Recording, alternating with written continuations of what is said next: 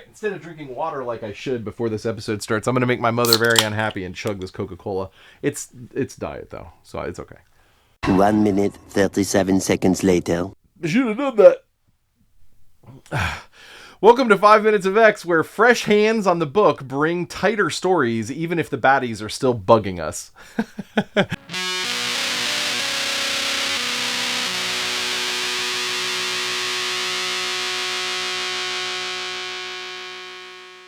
X-Men 24 was released on June 30th, 1966. It was written by Roy the Bookworm Thomas and drawn by Werner the Worker Ant Roth.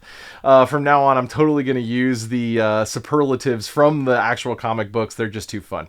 So here we pick up with Jean choosing what book she wants to borrow from Xavier's library to take with her to City College. A massive yellow word bubble tells us what the story neglected to show us, that Jean's parents are sending her off to a more conventional college. This is a smart move on the part of Jean's parents. Xavier's school for gifted youngsters is weird, to say the least. The team seems bummed out, but Jean will be able to return on weekends, so she's not officially off the team, just less available for hero hijinks. So Jean laments that Scott doesn't seem to be as upset at her leaving as she wishes. Scott laments that his I-beams have kept him from telling Jean how he feels. Blah, blah, blah, blah, blah. Let's just get over it with it already. Anyway, okay, sorry. Okay. Warren and Scott take Jean to the college, and she is immediately hit on by another dude before even getting into the building. We then meet the Locust, a man dressed as a bug. He does not have superpowers and is your run-of-the-mill disgraced and fired scientist who feels like he's been shunned by society. He releases some locust eggs in a cornfield. When they hatch, the locusts are human-sized, and the X-Men, minus Jean, arrive to fight them before the military comes out and blowtorches these bugs, and that is indeed a reaction. So we cut to Jean and this dude who is super interested in her and talking about Dr. Hopper, a disgraced scientist who was recently fired from the college. Dr. Hopper can totally hear people talking smack about him as he leaves the campus. If he was fired, why was he there? And could this disgraced scientist be the same man dressed as a bug? Spoiler alert, it totally is the same dude. Back in his new lab at this new company where he works, he embiggens more bugs who will grow to crazy size the more they eat. It's the bug version of the rodents of unusual size from The Princess Bride. What about the ROUSs? Rodents of unusual size? I don't think they exist. The X-Men have an embiggened locust on their lab table back at the mansion, and Jean stops by, putting 2 and 2 together. This leads Professor X to Ryan Chemicals, the lab where Dr. Hopper now works. He just got the job after he was fired from the school, and it appears that he's already on a leave of absence. God, I want to work there. Anyway, Professor X sees a map of the U.S. Midwest with some X's on it, and that propels our plot forward. So the X-Men go where the next X is and catch the Locust in the act of spreading more large bugs. They easily handle him, though. He does get away after embiggening some wasps and a beetle. Once again, the military shows up to burn the large locusts and wasps. It's so metal. And the X-Men are off to the next X on the map where they find a trailer down by the river.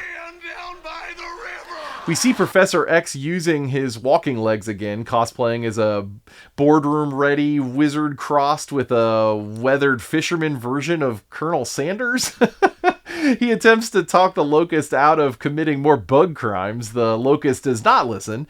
A fight between his bugs and the X-Men ensues, and in the end, the X-Men save the Locust's life after defeating him. Again, Professor Executive Spell-Sanders tries to talk sense into him. This time, he admits that he's ill and commits to turning himself into the authorities. The X-Men just sort of let him walk off in his sad costume.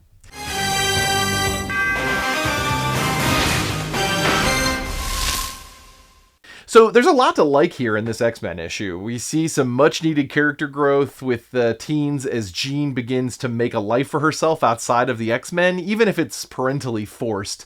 And the investigation that Professor X conducts shows us, instead of telling us, that there's a lot of brains behind the X-Men. It's not all just punching, which I really love.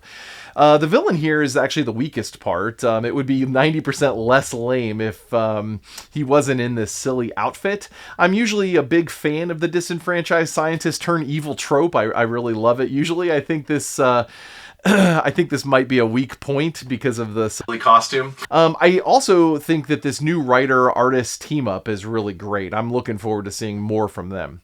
Let's move on to Tales of Suspense number 82, which was released on July 7th, 1966. It contains 2 stories.